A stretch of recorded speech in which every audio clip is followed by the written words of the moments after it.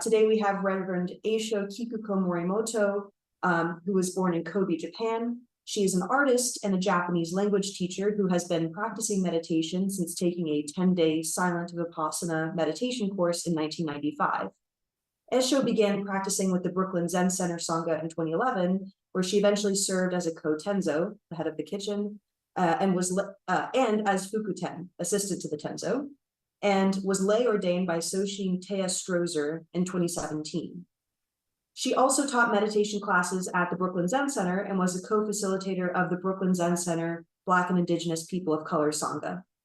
From 2019 until the spring of 2022, she lived and practiced at Ancestral Heart Zen Monastery in Millerton, New York, where she served as shika, guest manager, and tenzo, head of the kitchen.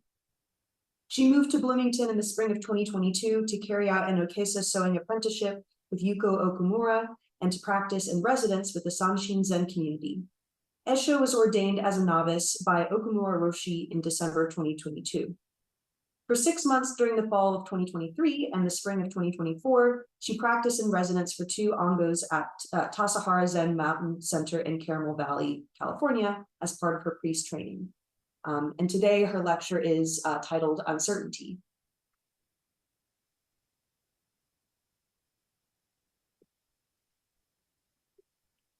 Thank you. Thank you, Quinn, for introducing me, and thank you for Reverend Taser for giving me opportunity to speak today, and also thank you, Great Tree Women's Temple Sangha, to come to listen, and then my friends from Sanshin to come to listen. I appreciate it. So I just became a novice, like ordained by Okumura Roshi, just a couple of years ago, 2022, December, I think.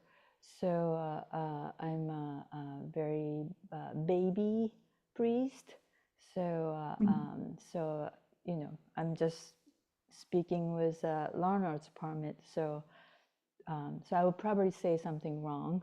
And then so Tejo-san will correct me, I hope. Okay. So, so today's topic that I chose, uncertainty. This is sort of like related to impermanence, the nature of the world. So it came, this topic came to me because I came back from 6 months priest training in California, Tassajara Zen Mountain Monastery, Zen Mountain Center, to Bloomington, Indiana, where my temple, Okumura Roshi, he's a founder. He founded, I don't know, 15 years ago. Anyway, so Sanshin Zen Community. So I came back and to do another 3 months practice period, ango, as a head student. So, and then when I came back, I didn't know where to live after I finished 3 months practice period in beginning of July. So, but I was like, well, something will come up, you know, if something will work out. So I had like few maybe ideas where I'm gonna go or what I'm gonna do. Maybe I go back to New York. I lived in New York for, I don't know, 25 years. So I have many friends there. And maybe I'll go back, or I really like the monastic training at Tassajara, and then there's a Green Gulch, kind of like, you know, San Francisco Zen Center, another temple in Marin County, near San Francisco. That's like beautiful, like near, you know, ocean, and oh, I love ocean, so maybe I'll go there. And then also I went to Sonoma Mountain Zen Center for winter break between practice period at Tassajara So, and then, oh, I like there too. So maybe I go there to do more residential practice because Sanshin, this temple, doesn't have a residential practice right now. So we're like, maybe I'll go there to do more residential practice that might be more beneficial for me as a, for priest training. So I was thinking about that, and then also, well, then maybe, well, maybe I would stay in Indiana to practice with my, Bloomington sangha. So I was not sure where I'm gonna go, what I'm gonna do, beginning of April, and then, but then, just time goes by, and then like maybe beginning of June, like, well, it's 1 month ahead, I have to decide. I was staying at Sangha's house, generously offered to me to stay for 3 months. And then while they were in living 3 months abroad in Switzerland, so they're coming back and end of June, and so, okay, I have 1 month to decide where I'm gonna go. So I said, well, okay, I have to decide, But I talked to some of my friends, and then they asked me, oh, what are you gonna do after 3 months? When you finish practice period in Indiana, you're gonna come back to New York. Well, what are you gonna do? And it was like, oh yeah, I have some ideas, but I don't know, I don't know yet. And they were like, what? What do you mean you don't know? They were like, they were concerned, they're very kind, compassionate, warm-hearted people. So they were, what are you gonna do? You don't know yet? So I was like, yes, I don't know yet. I know I don't know yet, that's what I know, but I don't know anything else. So I sort of like this is interesting point for me. I think human mind always wants to know exactly what it's gonna be. You wanted to, your mind, everybody's mind, not just mind, concretize and then know exactly what it is. And then that's function of the mind, and there's nothing wrong with it. But sometimes, a lot of time, that's sort of like a counter to the nature of the way, in a way. So because also like human mind, our mind can only see just part of the, what, world reality. So, but then you have to decide only from the part of the reality. It's just so hard, I gave a talk about this choice and choiceless in the past month. But so like when mind, when we have a choice, actually it's harder because there's many choices. And then just whenever there are many choices, there will be struggle, and then you lose peace. So that's sort of like a normal to everyday world. But I'm realizing I don't really have to live that way. Sort of like practicing Dharma. And then, so Dharma is translated sometimes the way it is, right here and now.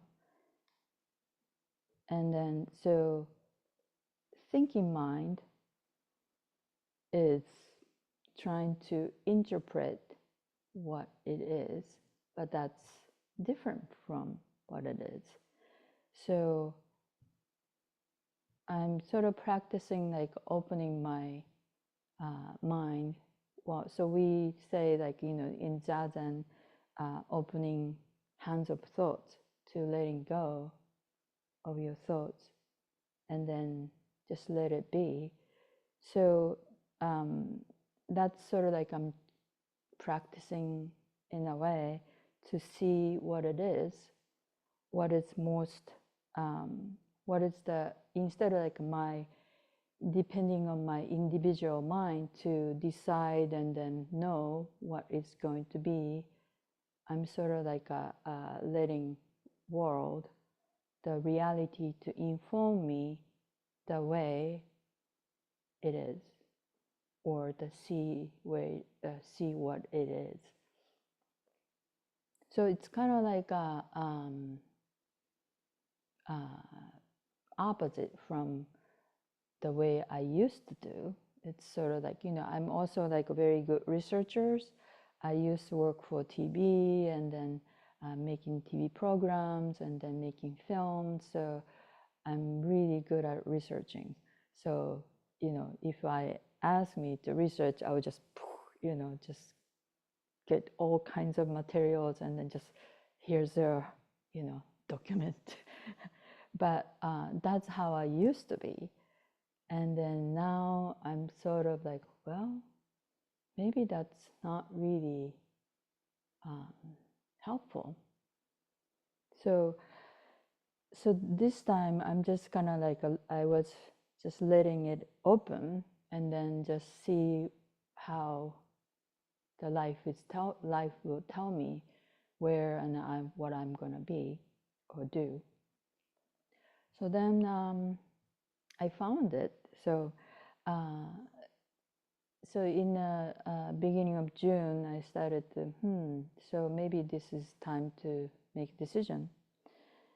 And then I see like Sanshin Sangha needs more help. We have very small community, and then feel like if I stay here, I can help Sangha a little bit better. And then that was what Okumura Roshi asked me to do when I get ordained. And then, so maybe that's, and then also I became Okumura Roshi's disciple to study with Okumura Roshi. So I thought, well, maybe I will stay here and then study with him longer. So that's what I decided. And then now I feel like that's the best decision for now until the next. So interesting. I think I felt like this is really interesting. Like I think everybody probably had the experience of, like maybe you have to make a decision about life, you have to get this job or not this job, or you want to move to this place, or you will marry with this person or not, or, so like a big decision point. So, but I think I felt it was beneficial for me to sort of like letting it open to see what it is. So it's called total dynamic function of the world. It's called Zenki. So it's like, if the individual try to decide, it's just so hard. But if you're sort of like letting it be and then move as the world is moving, it's not that difficult. So this is sort of like what I'm kind of experiencing right now. So it's interesting that because you get anxious.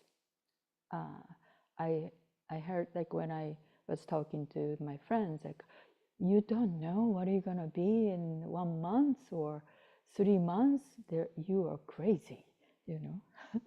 And then also like my another friend said, like, wow, I don't want to live, you know, I don't like to be in limbo, you know. It's, so, you know, that's probably like most of the people think, and I feel that way too. But if you come to think of it, we are always in limbo. We don't know. We never know what's going to happen next. Everything is changing constantly. That's the nature of the reality. And then, you know, so poor human mind always wants to, you know and decide. But then you know, human mind doesn't have a whole picture, and also everything is changing constantly. You know, even you decide, okay, this is the way, then it will change. Next moment it will change, and you have to change too. So that's the reality of human life. So that's part of suffering, because if you kind of like, if you know, human mind always wants to know, and then reality is you won't be able to know. And then if you attach to knowing, you're going to suffer. So this is, it came to me, this koan, it's famous koan.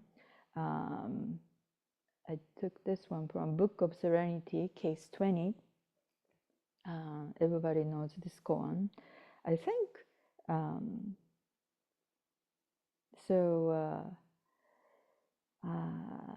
Case 20, Di Zhang asks, so usually, you know, Chinese monks, you know, master and then students are talking to each other.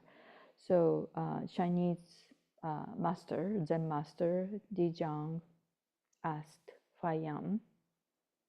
I think this is the background, is Fai Yan was traveling with his students together, and then stopped by at this Di Zhang's temple. Well, I'm not maybe pronouncing it right, Dai Zhang. So this is Dai Zhang, the abbot of this temple, asked Fai Yan, who just came with his students, "Where are you going?" And Fai Yan said, "Around on pilgrimage. It's hard for me to pronounce the R and L. Dai Zhang said, "What is the purpose of pilgrimage?" Fai Yan said, "I don't know." Dai Zhang said, "Not knowing is most intimate." So I thought this is very interesting, and then I think it's felt kind of like close to what I'm experiencing. So instead of like a knowing as a intimate, close, not knowing is close and most intimate. So feels like this is more like talking about suchness, the way it is, and just really open, and then not separate. So knowing mind in this context feels separate. Not knowing is more open and then connected. So you're just going with the flow of the reality.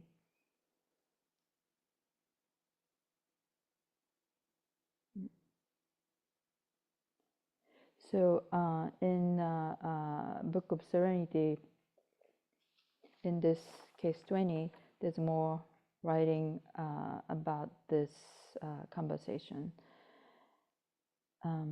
So Master Chizo said, "In walking, in sitting, just hold the moment before thought arises.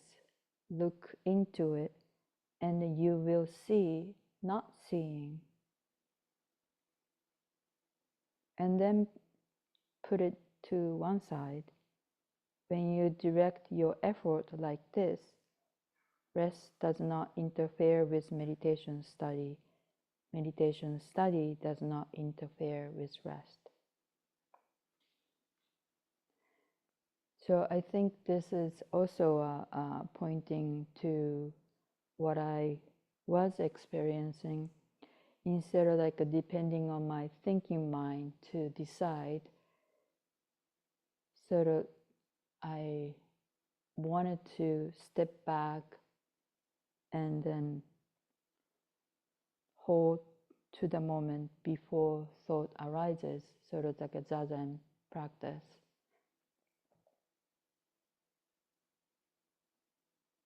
So then you will see, not seeing.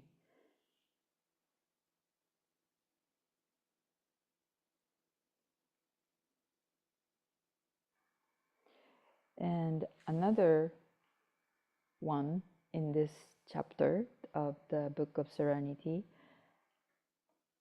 this is also kind of in its own same theme, added same verse. Not now having studied to the full, it's like before having shed entirely the finest thread. She reaches not knowing. Let it be short or let it be long. Stop cutting and patching. Going along with the high, along with the low, it levels itself. The abundance or scarcity of the house is used according to the occasion. Roaming serenely in the land, she goes where her feet take her. So I think this is also a kind of same thing. So cutting and patching, according to short or long, that's sort of human mind. It's always trying to, oh, you should change here, and then, you know, and then frantically kind of like moving around.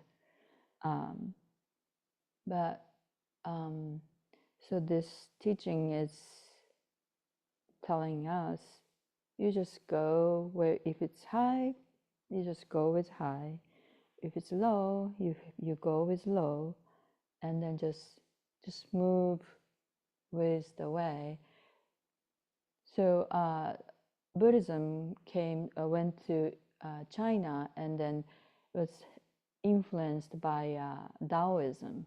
So Taoism, probably you know, Taoism also like talks about, you know, the way it goes, move with the way. So this is sort of like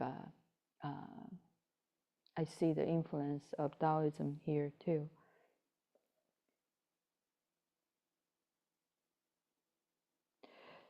So, and then I kind of wanted to a little bit talk about this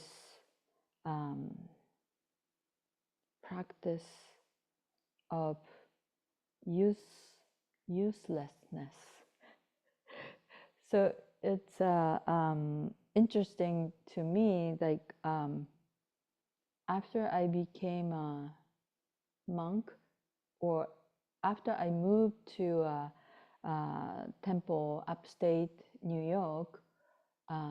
So when I moved to upstate New York, I think 2019, and then I was living in the city, in Brooklyn, and then I was teaching Japanese, and you know, make some money, and also I was making paintings and selling my paintings, and then so that's how I was making living.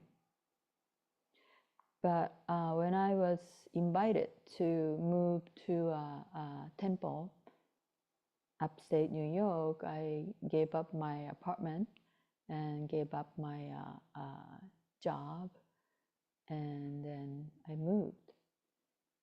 And in my mind, in my like traditional Japanese mind, moving to temple meaning renouncing everything. So and then so after that, I didn't really make money. I occasionally make money with having Japanese students, teaching language to a couple of my students online. But, just to make a little, support. But so I get criticism of not contributing to world.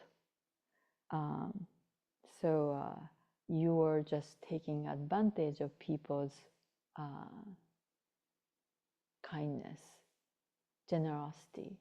So that's really interesting question, because I'm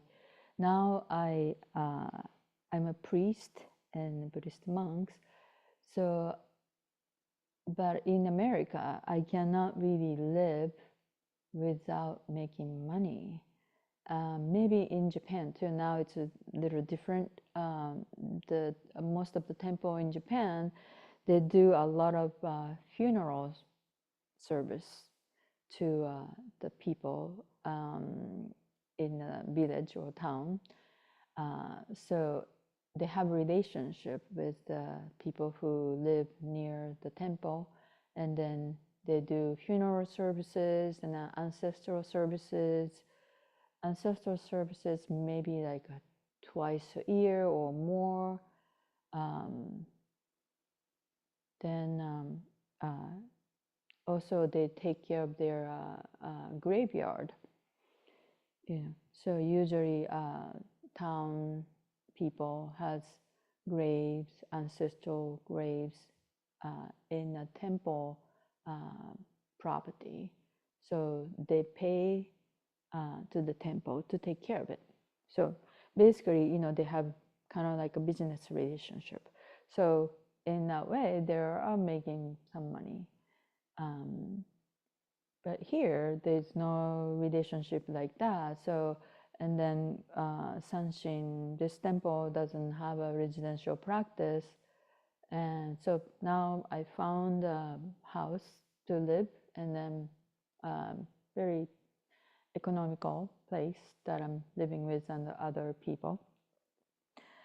So I have to make money, find a job, more maybe teach students, Japanese students, or work at the restaurant. So so that's like a situation right now. So I'm talking about this because of this usefulness and uselessness. So being a monk or priest, and if you live in a temple to practice, and then living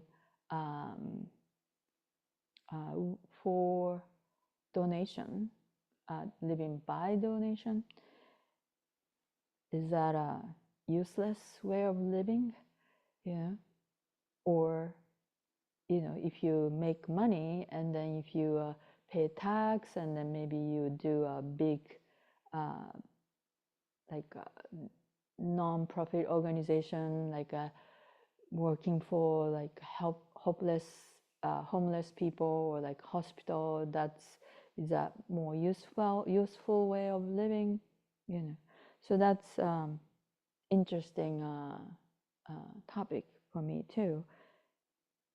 It's sort of like I do feel like in modern society we put so much value on doing, and then I'm kind of questioning that.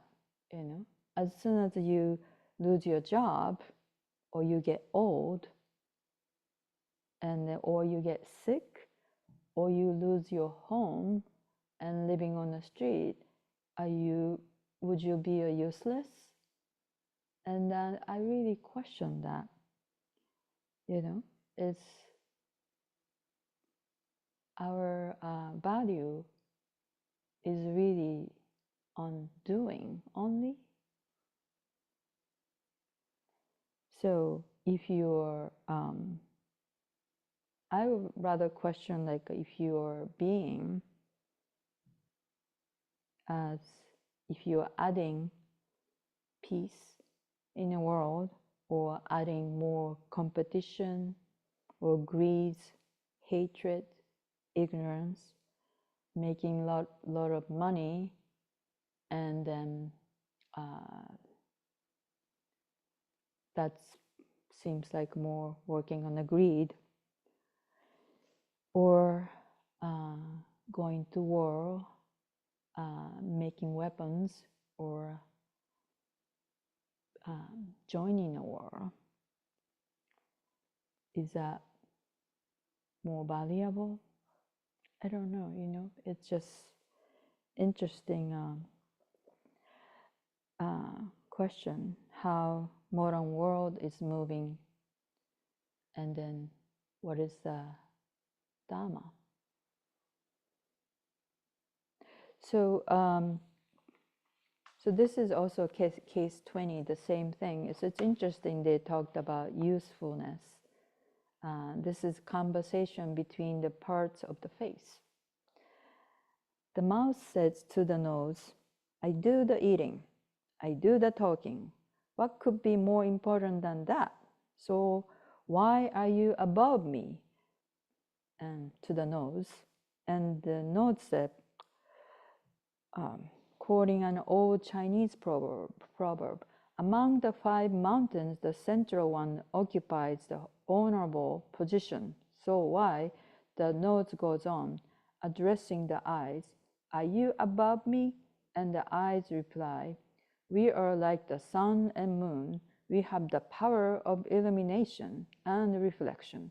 But the question is, eyebrows, why are you above us? The eyebrow doesn't know anything.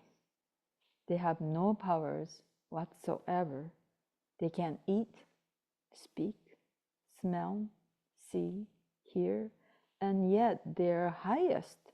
They replied, we are embarrassed to be above all of you, and we have no idea why. Another master, commenting on this commentary, said, in the eyes, it's called seeing. In the eyes, it's called hearing. But what is it called in the eyebrows?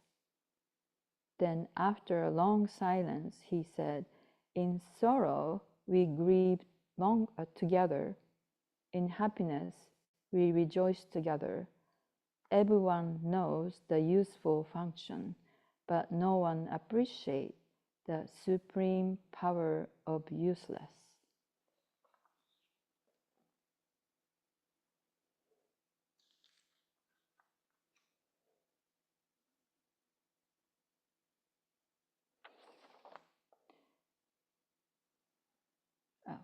So on Wednesday, we are reading a book called Ryokan Interpreted. Ryokan is a Buddhist priest and a poet who lived, I'm not sure exactly when, but like maybe 100 years ago, maybe 200 years ago. So he's a poet, and he's also, he doesn't really belong to any temple. He lives on a little hermitage, and then that's not even owned by him. And then he just does go around, walking to the village to the begging bowls to receive some food or money, I think. So this is what he wrote in this poem. A spring wind brought gentle rain, soaking the grass roof during the night. sleeping below in peace. How does the dweller know the happenings of the floating world?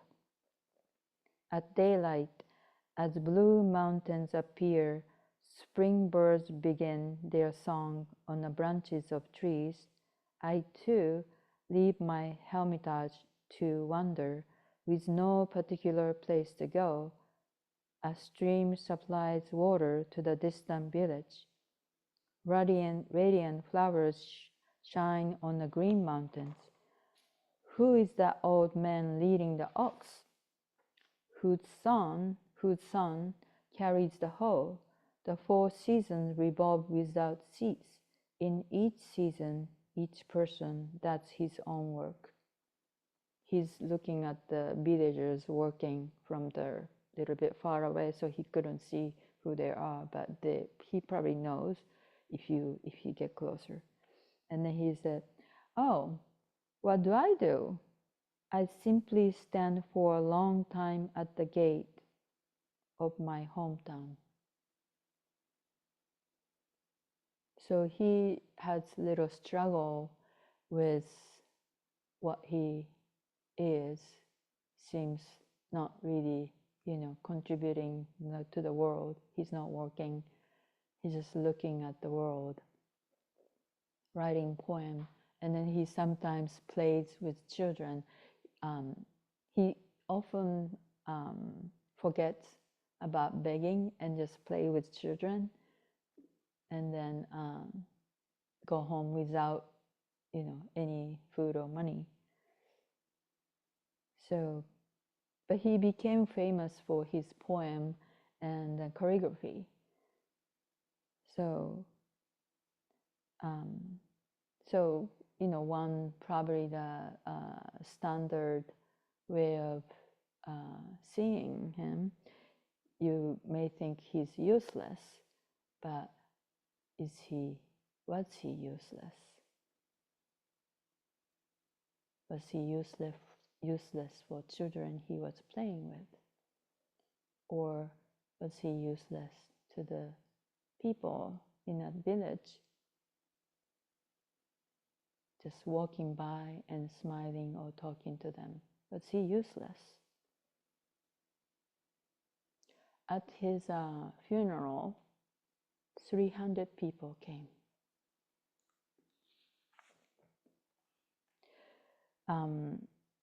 So Okumura Roshi really likes him because he feels kind of very close to him. And then I feel a little bit close to Ryokan too. Now I'm in this place of, not contributing the world much. So I just wanted to read this one.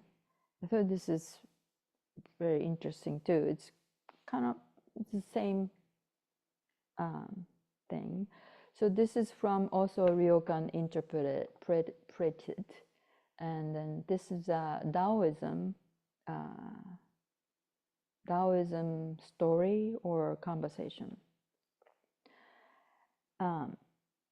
Hui Si, I think Hui Si said to Shanti, I think Chantu, "I have a big tree called a shoe. Its trunk is too gnarled and bumpy to apply a measuring line to.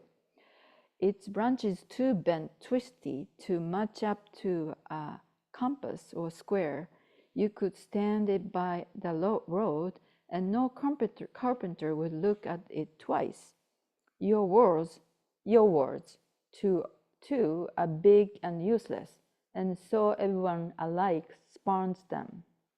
So Chanchi is the Taoism master, so he will talk about, Dharma in like a big ideas.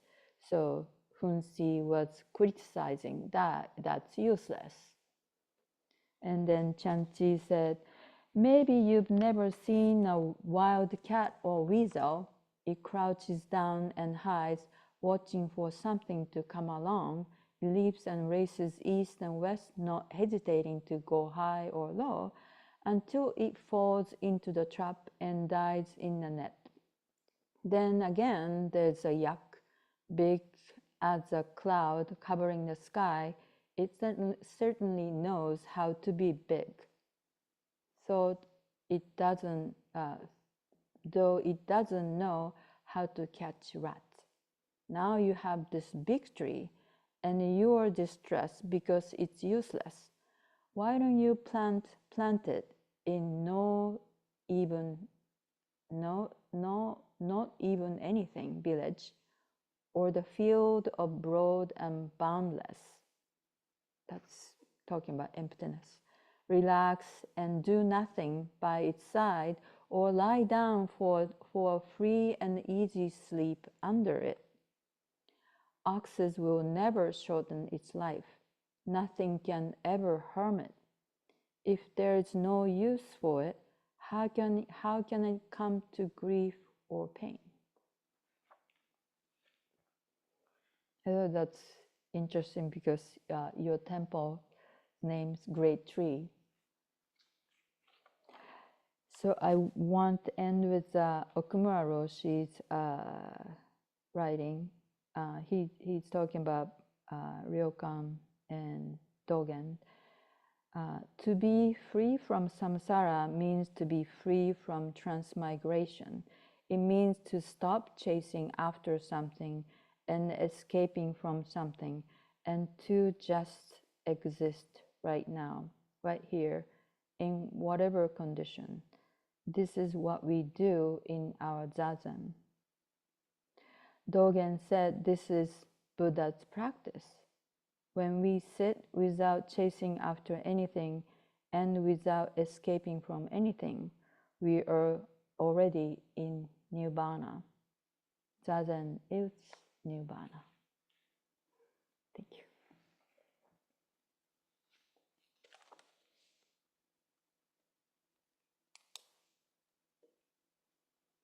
Now, if anybody has any questions or comments, this would be the time to share.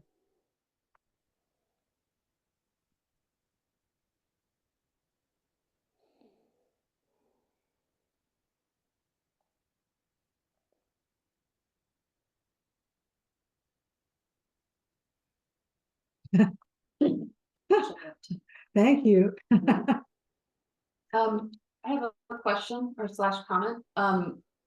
First of all, thank you for the talk. I left residential practice at a Zen center in Los Angeles last July, and I've kind of been wandering since then and not knowing what's next. So I really appreciated that. And when you were talking at first, I was like, I wonder if she's going to talk about money, because that is where I really struggle with the whole making things happen and not making things happen. And so I just wanted to say I really appreciated you sharing how you approach that, and really working with the notion of useless and not useless. Thank you. Thank you.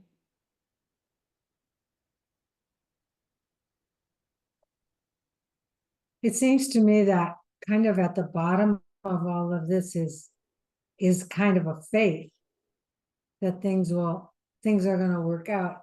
And what I find with myself is that I really, I resonate with what you're saying, but I always come to the point where I feel a little like, oh, maybe this faith is not, maybe it's not going to work this time, maybe I need to do something. And it always seems to come up. And then just about the time that I say, okay, all right, well, I'm just going to, let this go, then it's kind of all falls together. But there's always that little place where I was like, is this really going to work? Am I just deceiving? Am I deluding myself? So thank you very much. This is really, it's beautiful. I really appreciate that. Yeah. Well, thank you, Reverend Taser.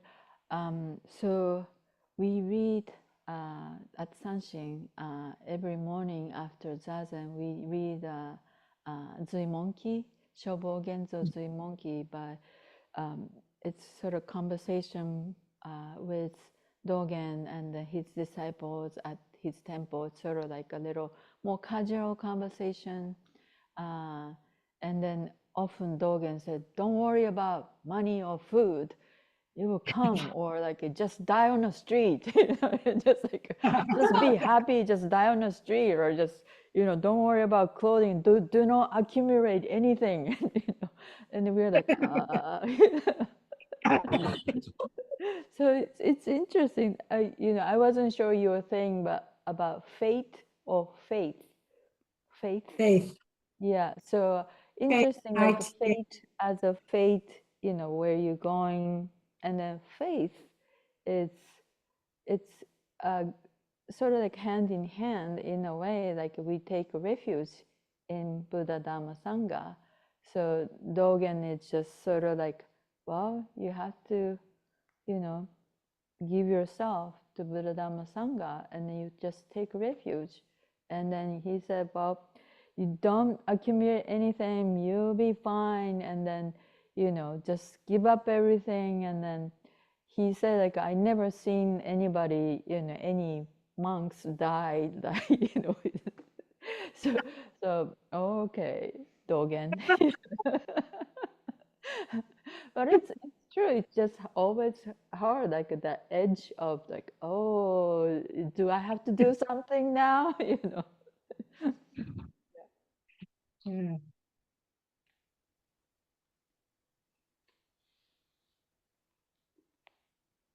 I think Neil has a question. Oh, Neil. Yeah, thank you very much for your talk. And I mean, maybe on a similar note, I do tend to get very caught up in my plans for the future, and not just worrying about the next week, but 10 or 20 years down the road. And so, yeah, I appreciate just that point about not getting caught up in those plans. But that I think what your friend had said about getting stuck in limbo resonated too, because I think that the worry is that not that I won't be caught up in those plans, but that I'll just ignore like what needs to be done, and then find myself maybe not in limbo, but like falling off of a cliff. And so, yeah, I appreciate the talk, but also just am still struggling with, from time to time, how to not be caught in my plans, but to be attentive to what does need to be done right now. So I appreciate, I guess it's not a question, but I appreciated your sharing your experiences, and yeah, so thank you. Thank you. Yeah. So it's interesting, like a limbo.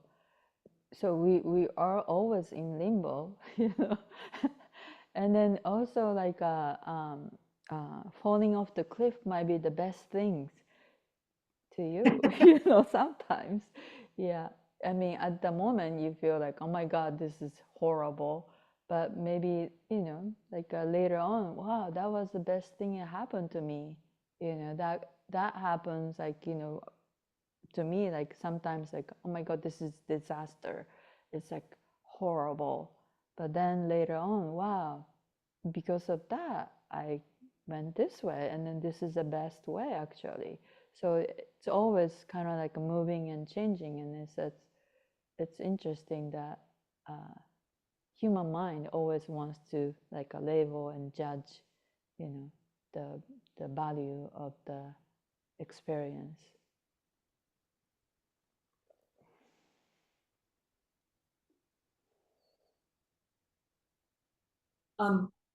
In your talk, you were sort of speaking about how people can get caught up in anxiety in thinking about what they should be doing. And I relate to that feeling a lot, especially as like a young person who's trying to figure out what I even want to be doing. But like, I found a lot of peace in the idea that there's like nothing I really should be doing, like no one is keeping me accountable. But sometimes that can let me fall into this trap where I know I shouldn't, there's nothing I should be doing. So sometimes I do nothing and I can just lay in my bed all day, and my life is so comfortable that I can have no impact on anybody whatsoever. So even though I'm doing nothing, I'm not spreading peace and I'm not spreading compassion, and I can just be in my own cave, So I think that's, it's hard. It swings both ways. Like there can be anxiety about feeling like I need to do something. There can also be a sort of like depression in not doing anything at all. And both of those extremes seem bad, So I guess I'm not sure what the question is there, but like, both sides I think are a little bit tricky.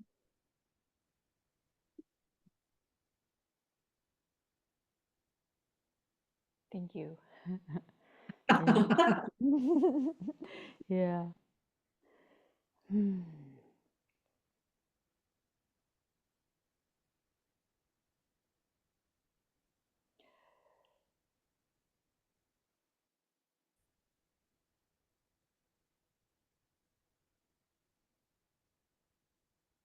Yeah, it's interesting that Okumura Roshi talked about that in his book. I don't know which one. I think he talked about a lot. He went to he lived with Uchiyama Roshi for 5 years at Dantaiji in Kyoto, and then he moved to Massachusetts to sort of like building and making a pioneer Zen temple with I think 2 other monks. So they worked at like a tofu factory and then picking up blueberries and get some little money to just to survive.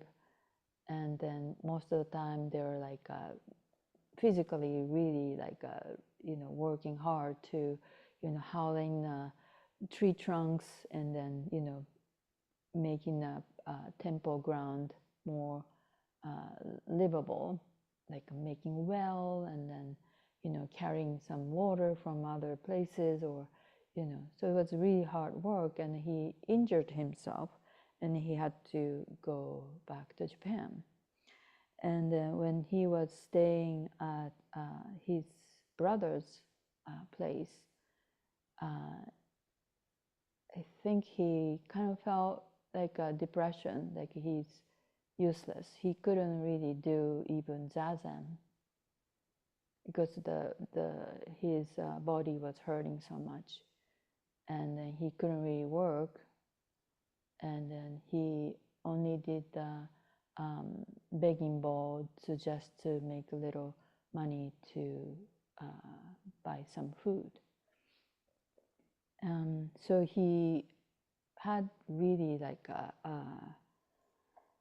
strong question about how he's value. So I think he's really related to Ryokan because of his experience. But then one day he just then he realized he was so attached to zazen. So his value was doing zazen in his mind, and then he couldn't even do zazen. So he's like completely useless. Even you cannot be doing zazen. And then one day he was able to just sit a little bit, and then without idea of zazen or nothing, and he was able to just sit, and then I think he found the true peace. So